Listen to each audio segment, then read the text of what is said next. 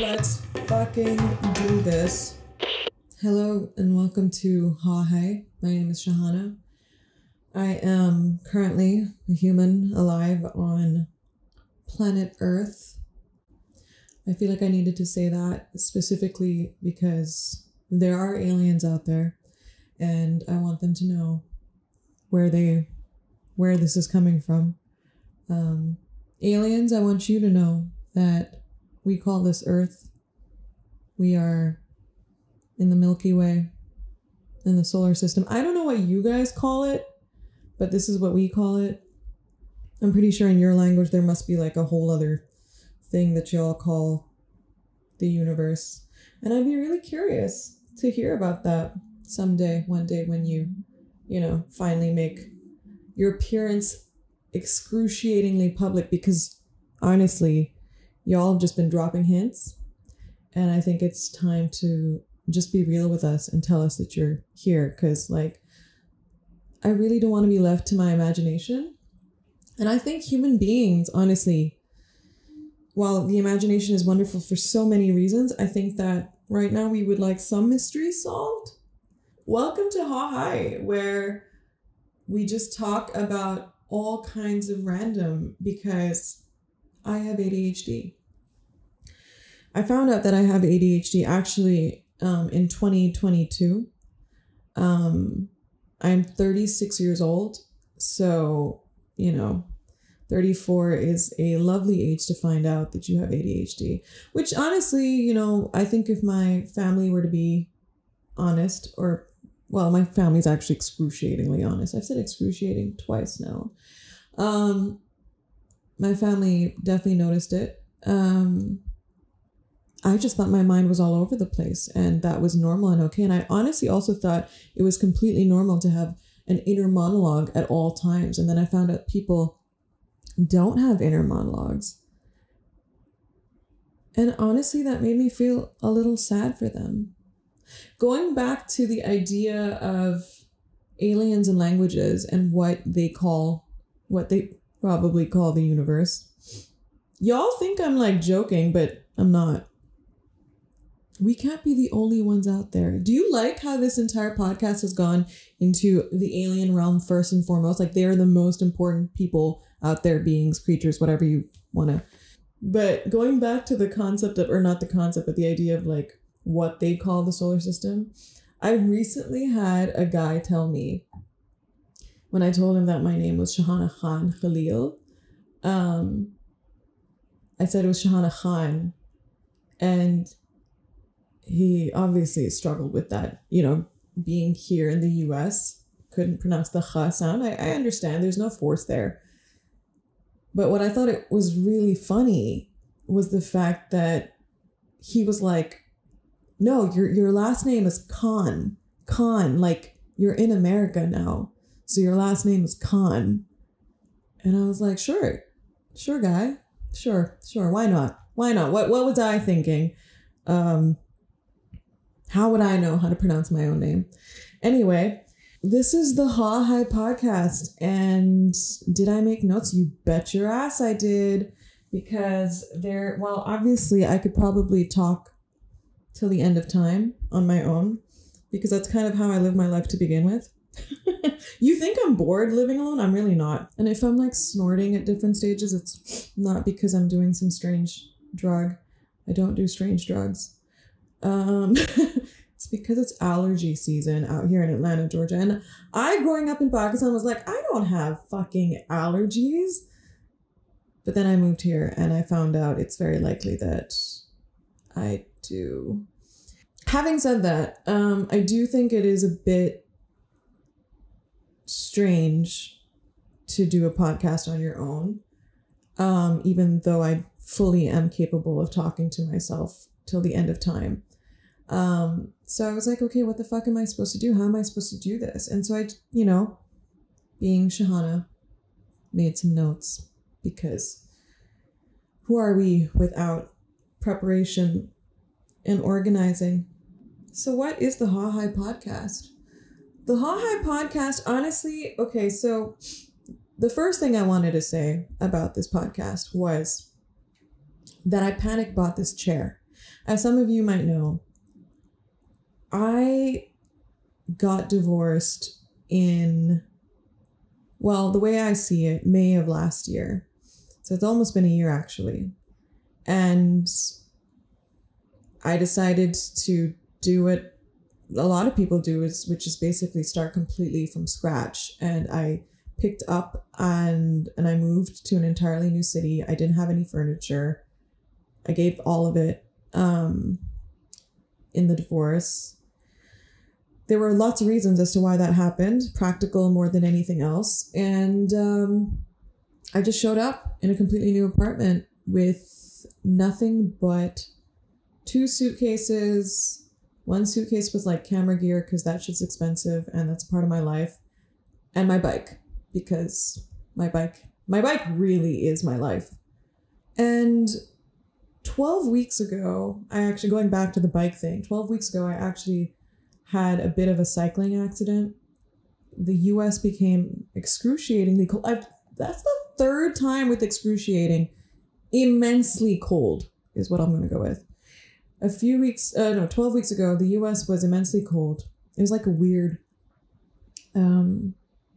wave that had spread through the US. And I generally have a rule, having lived in Philadelphia for the last 6 years of my life, up in the Northeast, I had a rule to not cycle under 40 degrees. I don't know what that is in Celsius. It's kind of strange to me how now I'm so used to Fahrenheit, because growing up in Pakistan, I just knew Celsius, okay? Anyway. So I had a rule not to cycle under 40 degrees, but I don't know why. I was really motivated. I also don't normally cycle at night, but sometimes when I really need to work through some shit emotionally, I'll do it. I don't recommend it, but I'll do it. So anyway, I had completed cycling in the frigid cold, and I came back, and as I was coming back, I kind of, I slowed down and I saw these 2 cars. One was entering my apartment complex and the other one was leaving.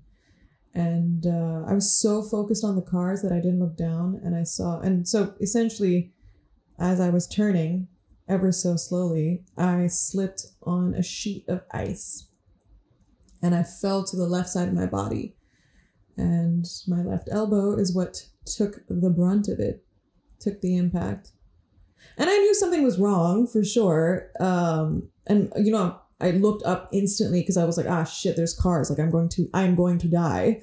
But miraculously, the cars had just disappeared. Like, they were never there, but they were. Anyway, uske baad I lifted myself up and I picked up my bike from my right arm and I carried it upstairs, and I went upstairs. I went upstairs to my apartment and I, changed, parked my bike, and I knew something was wrong. And then I quickly Googled and I was like, what am I supposed to do? And, one of the first things that comes up is like, ice that shit. So I didn't have an ice pack. I went to the freezer and I just had like a pack of salmon. Man, God, Jalo, took out the salmon, smacked it on my, on my elbow. I was like, the salmon will save me, okay? Uske baad I had to do like a catch-up call with my friend Adine. I got on a WhatsApp video call with her and we were just talking, and within like 30 minutes I realized that like my elbow had swollen. I couldn't straighten it at all, and then I was like, shit. I was like, I think I need to see a doctor. She's like, yeah, I think you should. I ended up just getting up and going to the hospital. I went to the ER. And I found out I had a fracture, a radial head fracture of the left elbow is what it's called. And I feel like that's a story for another day, because I'm having all these like firsts, right? These first experiences of being completely alone. This is actually the first time in my entire life that I'm living completely alone. Growing up in Pakistan, obviously I grew up with my family. Phir uske baad, I went to South Africa to study film, and when I was there, I lived in a student house, and I had a roommate, and Uske baad, I moved to Karachi because I got hired to work on a show, and I lived with roommates. Phir uske baad, I moved to the US and I lived with my mom. Or uske baad, I got married and I was living with my ex for 6 years. So in a lot of ways, this really does feel like my first time doing so many things on my own. I'll be honest, like I was talking to one of my other friends who's divorced, and being alone at the ER in that moment, it sucked. And it's not because I was missing a partner or a person. It's also just the idea of like, you know, I like I said, I picked up and I moved to a completely new place. So I didn't really have friends or family around me. And this is coming from somebody that is actually very comfortable being alone. But, you know, it worked out.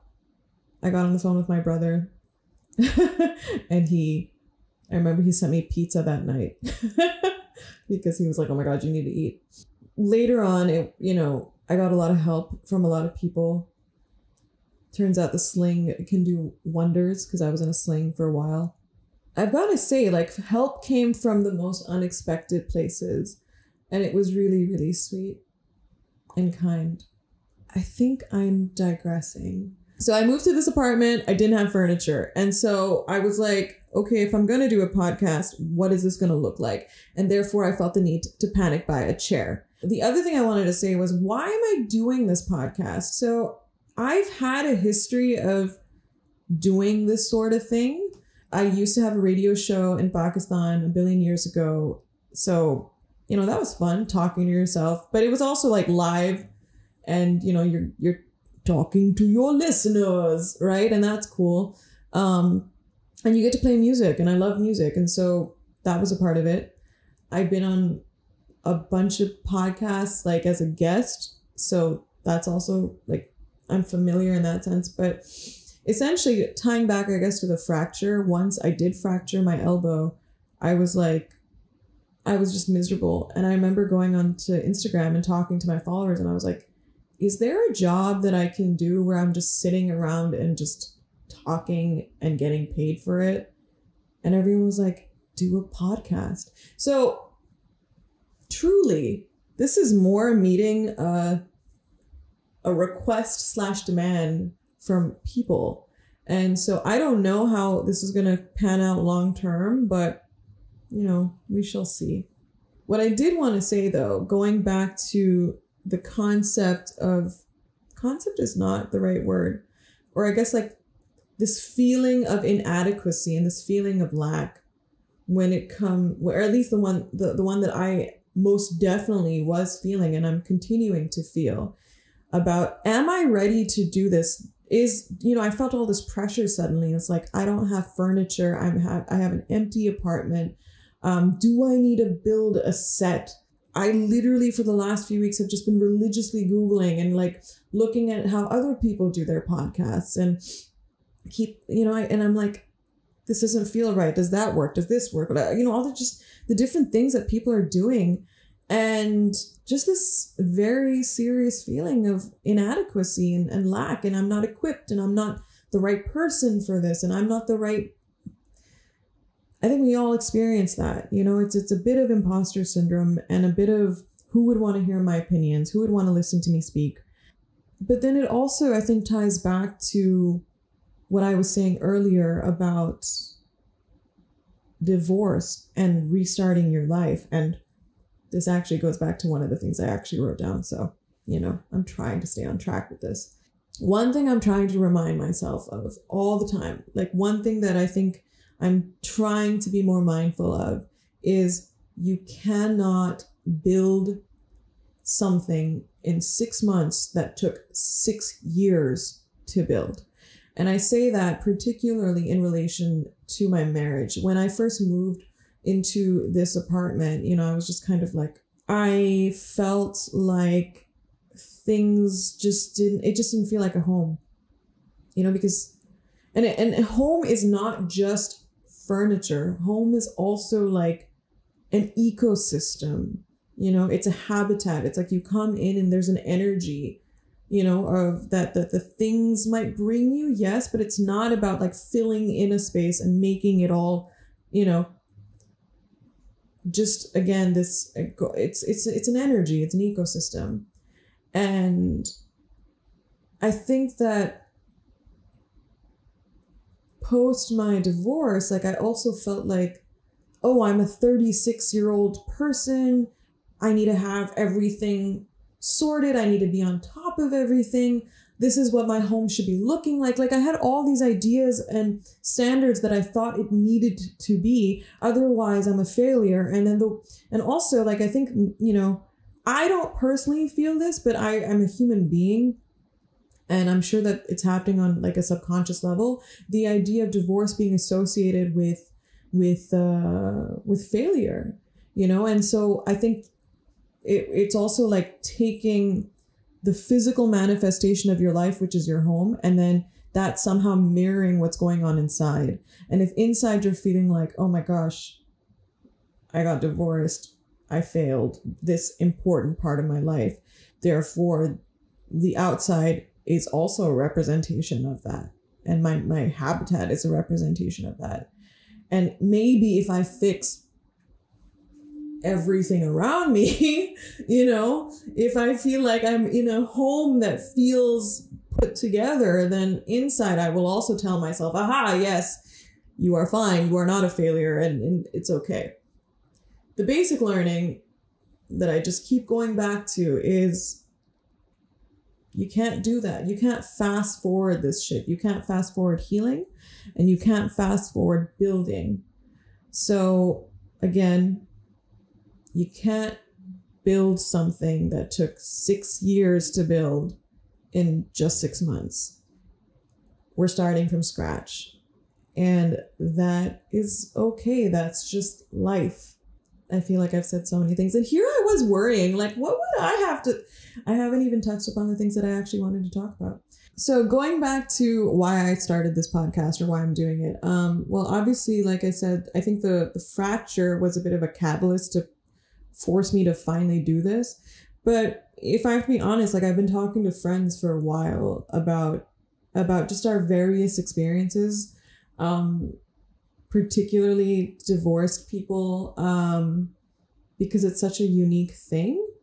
And I think it's like the kind of thing, if you haven't gone through it, you won't get it. But at the same time, this podcast is not just about divorce. It's not, the way I see it is it's about a lot of things, or at least I want it to be, about all the things that many of us social rejects have to deal with, or the paths that we've chosen. Why is it called the Haw Haye podcast? Well, so as if you're South Asian, you're familiar with the phrase Haw Haye. It's basically a phrase that's used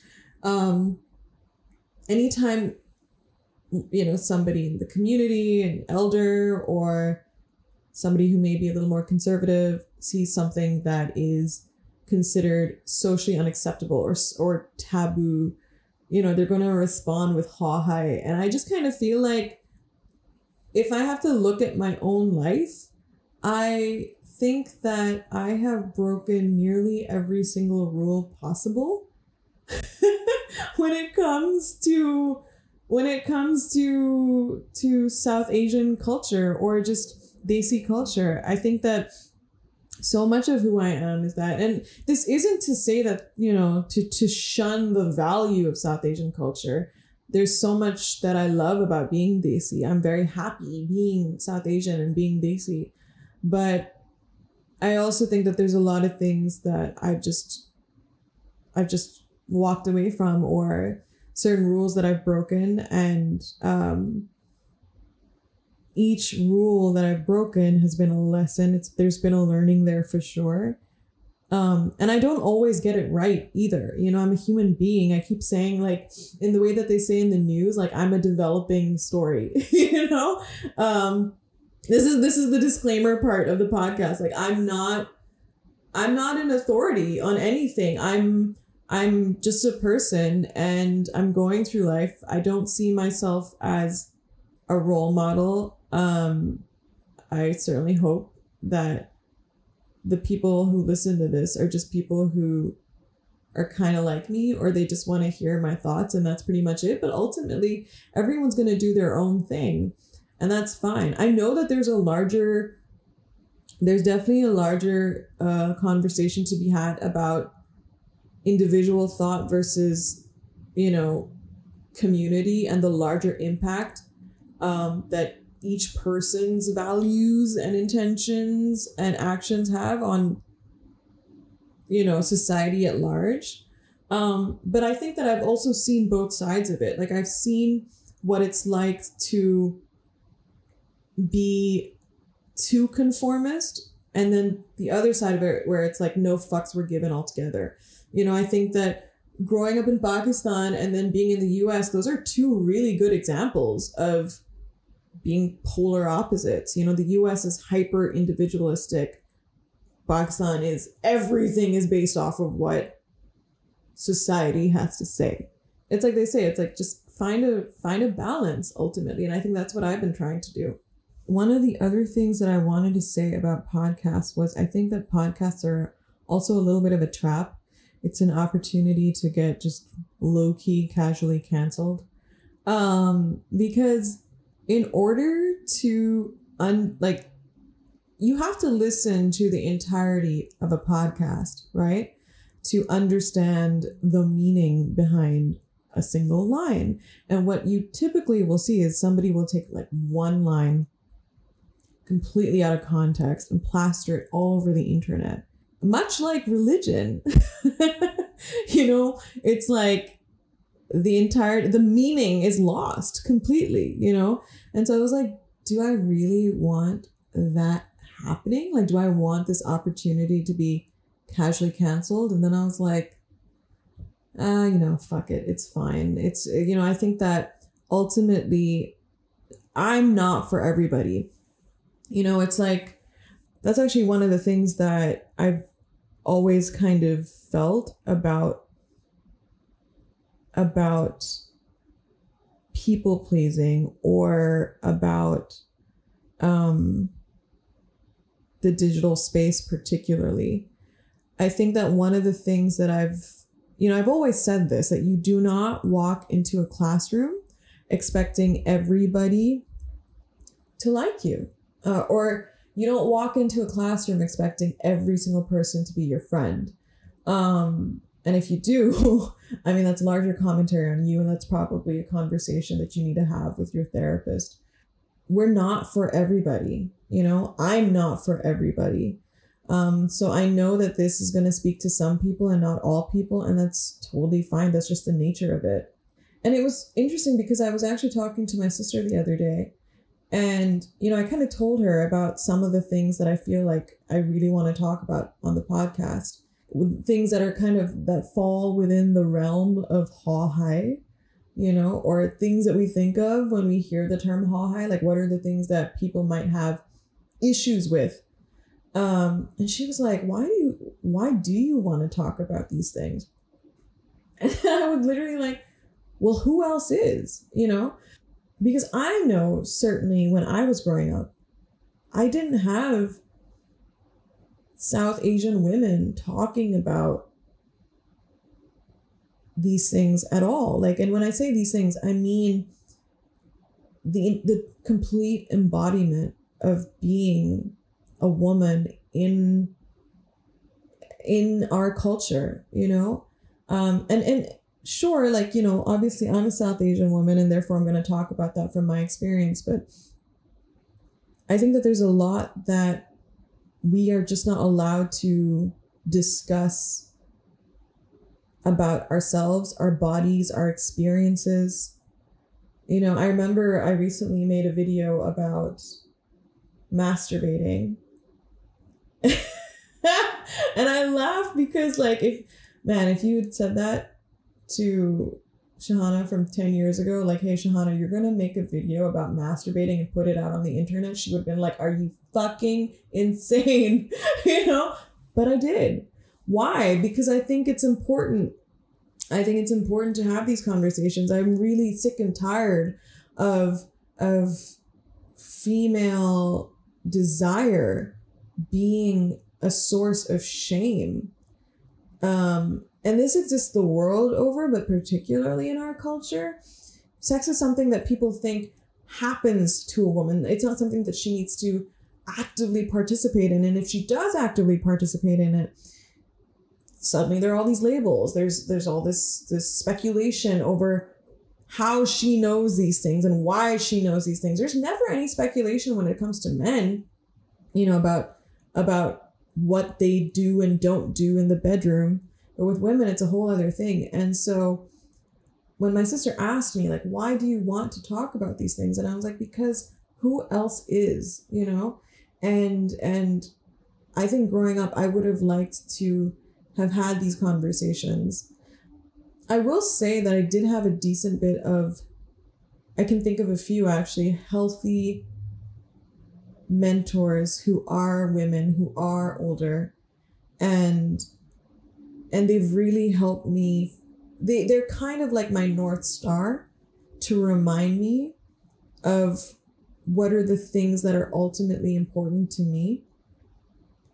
And also to just like cut myself some slack. Like one of the things that I've been saying a lot recently is, what am I doing today to make 80-year-old Shahana proud? And it doesn't have to be these larger than life accomplishments. It doesn't have to be these huge achievements. It's experiences. I want the 80-year-old version of me to look back and go like, yes, she allowed herself to have experiences.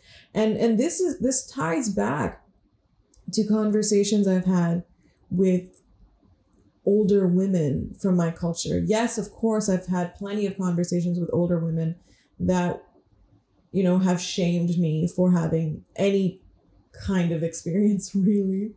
But I've also had conversations with older women from my culture where they were just like, oh, if I could go back, I would wear that dress. I would wear that color. I would meet that person.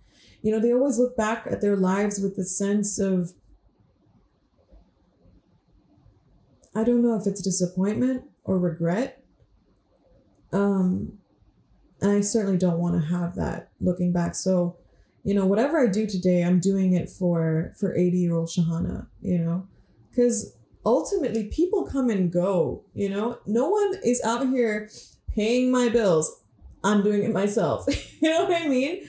I don't owe my life to anybody else, And again, I understand larger conversation about communal, societies and the impact our actions have on communities and our families and blah, blah, blah. But like I said, I think in South Asian culture, we just take it to such a degree that we never end up living our lives for ourselves. And we never have the experiences that we deserve to have just by virtue of being alive today, and I don't want that anymore. People ask me all the time, like, what do you want in your life now? And the truth is, I have no fucking clue.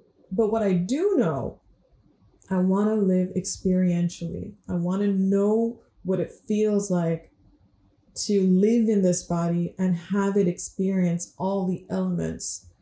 Okay, so recently I was asked about whether I was worried about what people had to say about me. And, I actually got on the phone with my mom and I was having this conversation with her. And I said to her, okay, let me low-key tell you what one of my favorite things about being a divorced South Asian woman is. It's a bit of a secret, okay, because nobody's going to tell you this. But I think when you are a divorced woman in South Asian culture, it's like you can't disappoint anybody further. You have reached the lowest point of South Asian culture possible by being a divorced woman. I was telling mom, I was like, isse zyada main matlab kisi ko disappoint kar hi nahi sakti, And when you realize that you've reached that level of like disappointment, it is so fucking freeing, okay? Because you've realized there's nothing more. There's nothing more that you can do.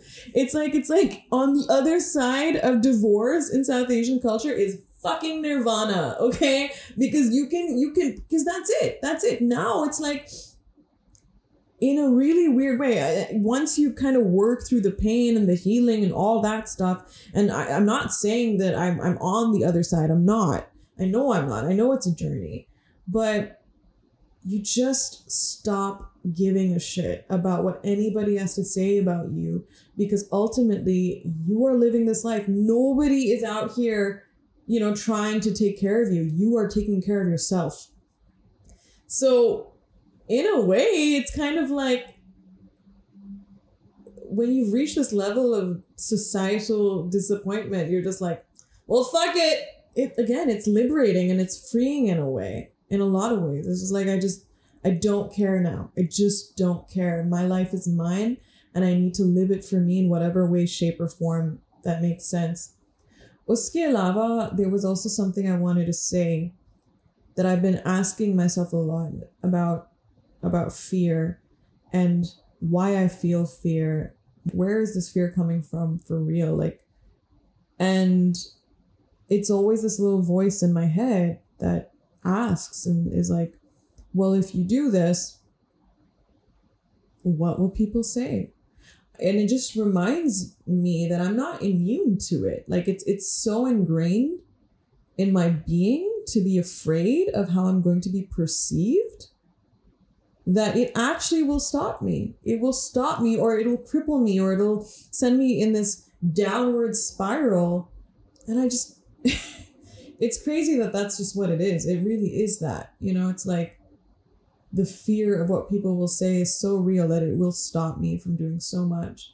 And so then I asked myself, whenever I feel this fear, and I then go down the rabbit hole to understand where the fear is coming from. And if the fear is coming from a place of what people will say, then absolutely shut that shit down instantly.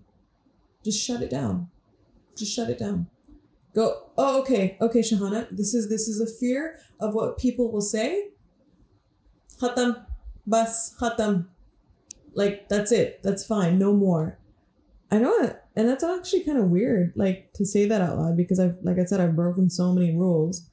But it's ingrained, right? It's ingrained in terms of feeling this way. Okay, so another thing I wanted to say was this time last year, I was actually in the process of filing for divorce, and it was terrifying. Terrifying. When you are in a marriage that is falling apart for whatever reason, somebody has to rip the Band-Aid, somebody has to make it happen. And the way I kind of saw it was, it looked like in the distance I could see this thunderous storm. It was it was a hurricane, right? And I could see it. And it's not that the storm is coming towards you. You have to actively go towards the storm. And you know that the only way out is through. You have to do it. And then you just don't know what is on the other side of it. What is on the other side of divorce? What is life on the other side of it? It's kind of like Lord of the Rings. It's like you have to go on this journey, go all the way to Mordor. A friend of mine is also divorced, and we used to talk about this. She's like, I have to go to Mordor and I have to throw the ring. It's what it is. It's what it is. It's like, I kind of feel like, it's kind of like when Gandalf dies and then comes back, and he's like, I am Gandalf the White. That's what I feel like. I am now Shahana the White. It's a weird, you are leveling up and you're realizing all these things. And like I said, it's liberating in many ways. But I've been speaking to a lot of divorced people, specifically divorced women. And I swear to God, I was telling my mom this as well, divorced women are some of my favorite people to talk to now, because they don't give a fuck. They are so badass because they have weathered so much that they just don't give a shit. They just don't give a shit. They have zero fucks to give. It is amazing.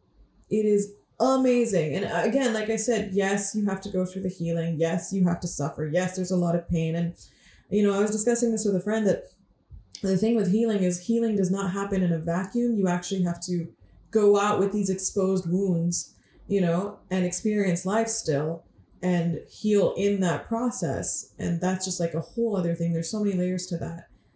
But God, divorced women are so strong. And I don't want to just limit it to women. I don't have a lot of, I've had a few friends who are men and they're divorced. And, they have a whole different experience. And I'm sure that men also deal with a certain perception of what it is to be a divorced man in specifically DC society. I think one of the things that's been nice is that a lot of people are going through divorces. I don't mean like it's a nice thing. I'm sorry that you're going through a divorce, but I'm saying this as a Desi girl, right? In our parents' generation, they just didn't have the choice. I was discussing with my mom actually about divorce. She just flat out said to me, "Ki beta, hamare zamane mein we didn't have the choice. You have that choice." And while it sounds extremely idealistic, that just her saying that really validated, and it also propelled me because, she's right. So many women in her generation just were not allowed to get divorces. And so many women today are not allowed to get divorces. So many women are afraid of getting divorces, or their families don't allow them to get divorces. And if I am in a position to do it without at least repercussions in my family, why the fuck not? It almost felt like I was doing a disservice to her generation or to so many women today. Ke matlab, I have this privilege of doing it and still having the support of my family and my friends. And I'm not doing it, whereas so many women are desperate to be in a similar situation, So that was definitely one of the things that really kind of got me to think about, like, okay, why not do this? I keep thinking about women from my culture, but from previous generations, and all the things that they were robbed of, or that they just never had the opportunity or the agency in their own lives to make these decisions, to have these choices. Anyway, I'm pretty sure there's a lot of other things that I'm going to say at a later stage. Okay, this was the first episode of the Haw Haye podcast. I hope my rambling was of some value to you. And if it wasn't, well, thank you for visiting. Thank you for giving me a chance. And, this is what you signed up for. And if it's not for you, it was great knowing you. All right, that's that. Peace.